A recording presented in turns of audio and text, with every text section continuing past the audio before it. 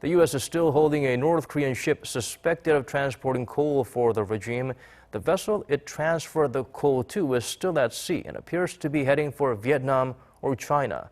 Lee Ji-won gets us up to speed with the developments.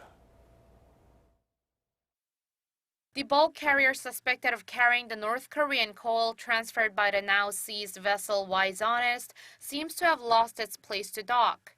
Voice of America reported Tuesday that according to a ship tracking website, Dongtan, a vessel operating under the Panama flag, changed direction away from its believed destination, Indonesia.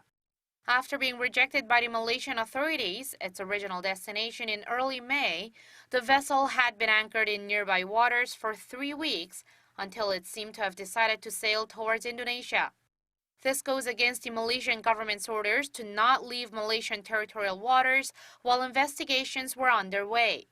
The ship sailed for 2 days towards Indonesia in late May. It then stopped some 240 kilometers away, and an unnamed source quoted by VOA projected that the wait was due to a long holiday in the country, which could delay the ship from unloading the coal. But while the ship seemed to be waiting for the holiday to be over, it suddenly turned around and headed north last Friday. According to the ship tracking website, Dongtan is likely to be heading towards Vietnam or China, raising speculation that it's also been rejected by Indonesia's port authorities.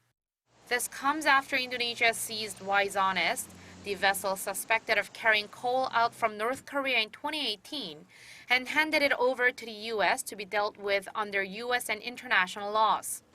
However, the coal had been released by the Indonesian government in February after it accepted an Indonesian broker's request to sell the coal, as the certification of origin showed that, quote, the coal was from Russia.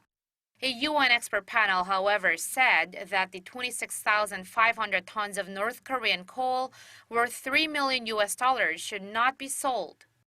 Meanwhile, Undersecretary of State for Arms Control and International Security, Andrea Thompson, warned that the crackdown on illegal ship-to-ship transfers will be toughened during interviews with various media outlets. She added that this is in line with President Trump's orders to, quote, up the pressure campaign on the North. Lee Ji-won, Arirang News.